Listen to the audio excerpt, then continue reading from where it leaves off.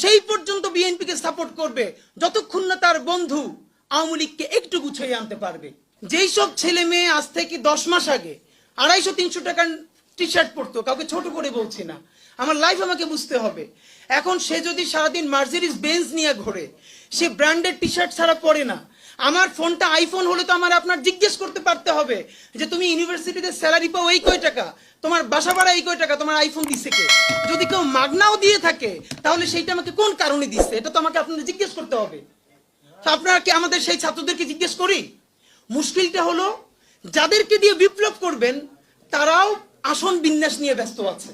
মানে আমি সেই পর্যন্ত বিচার চাইবো যতক্ষণ না পর্যন্ত আমার প্রত্যাশিত এই কয়টা আসন আমাকে না দিবা।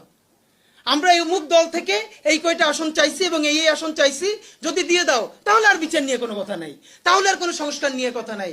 আর যখনই তোমার সাথে আমার মীমাংসা হবে না, বিএনপির সাথে আমার ভোট টোট নিয়ে ঝামেলা হয়ে যাবে, তখনই আমার বলবো বিচার। এর মানে বাংলাদেশের মানুষের নসিব খারাপ, কপাল খারাপ যে এরকম অভূতপূর্ব একটা অভ্যুত্থান করবার পরে তাকে ট্রাস্ট করবার মতো 18 কোটি মানুষের মধ্যে একটা মানুষ নাই।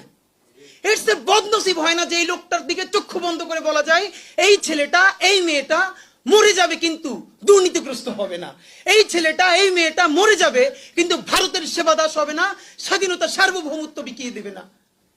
মানে রাজনীতিকে আগামী 5 বছরের আমাদের এই ছেলেগুলো যদি মাজা সোজা করে দাঁড়াই থাকতে পারতো যে একটা টাকা খাবো না, একটা টাকা ধরবো না, আগামী ইলেকশন করবো, লাগে ভোট পাবো 500, আমার বলে মেম্বার হয়ে দেখাও, ঠিক আছে মেম্বার ইলেকশন করবো, হব না, লেখে রাখেন আপনাদেরকে বলি, বিএনপি ইলেকশনে গভর্নমেন্ট ফর্ম করবে, 3 বছরের বেশি বিএনপির ক্ষমতায় থাকার সম্ভাবনা খুব কম। ভারত সেই পর্যন্ত বিএনপিকে সাপোর্ট করবে যতক্ষণ না তার বন্ধু আওয়ামী লীগকে একটু গুছিয়ে আনতে পারবে। সুতরাং বিএনপি যখন চলে যাবে বাংলাদেশের হাল ধরবে কে? আওয়ামী লীগ। সেই হাল ধরার জন্য আমাদের হাজার হাজার আবার তরুণ দরকার ছিল, আমাদের কয়েকটা সৎ ছেলে দরকার ছিল যারা বুক পেতে দিয়ে সততা নিয়ে, যোগ্যতা নিয়ে, সাহস নিয়ে দাঁড়াই থাকবে। সেই ছেলেরা আগামী 5 বছরই এমপি হওয়া লাগবে, আর নইলে বিদেশ যাওয়া লাগবে। এই নেগোসিয়েশন যখন ব্যাকডোরে করে, সে সামনে কথা বললে সেই কথা মানুষ বিশ্বাস করতে চায় না।